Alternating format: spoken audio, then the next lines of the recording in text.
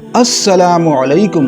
اس video میں ہم خواب کے متعلق چند سنتیں اور چند آداب کے متعلق بات کرنے جا رہے ہیں۔ نمبر 1، جھوٹا خواب کسی سے بیان نہ کرے۔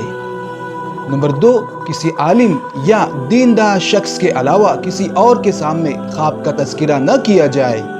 نمبر 3، خواب کی تعبیر میں جلدی نہ کی جائے۔ عام لوگوں کے سامنے خواب کا تذکرہ نہ کیا جائے اور نہ ہی ان سے تعبیر لی جائے، یعنی خواب کا تذکرہ ایسے عالم کے سامنے، ایسے مدبر کے سامنے رکھنا چاہیے جو فن تعبیر میں مہارت رکھتا ہو، تاکہ وہ ہمیں خواب کی صحیح تعبیر بتا سکے۔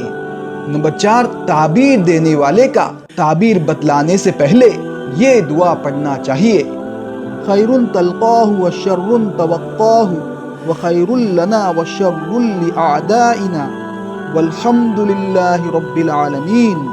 اچھے خواب کے متعلق چند آداب کے متعلق بات کرنے جا رہے ہیں۔ نمبر 1، اچھے خواب پر اللہ سبحانہ و تعالیٰ کی حمد و ثنا بیان کرنا۔ نمبر 2، اچھے خواب کے دیکھنے پر خوش ہونا۔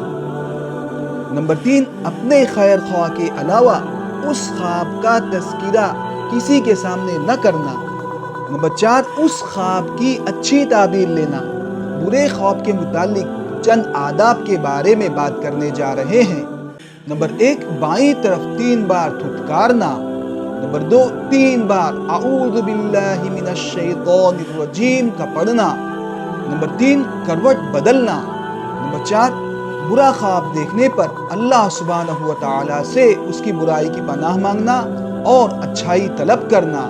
نمبر 5، 2 رکعت نماز پڑھنا۔ نمبر 6، کسی کے سامنے اس کا تذکرہ نہ کرنا۔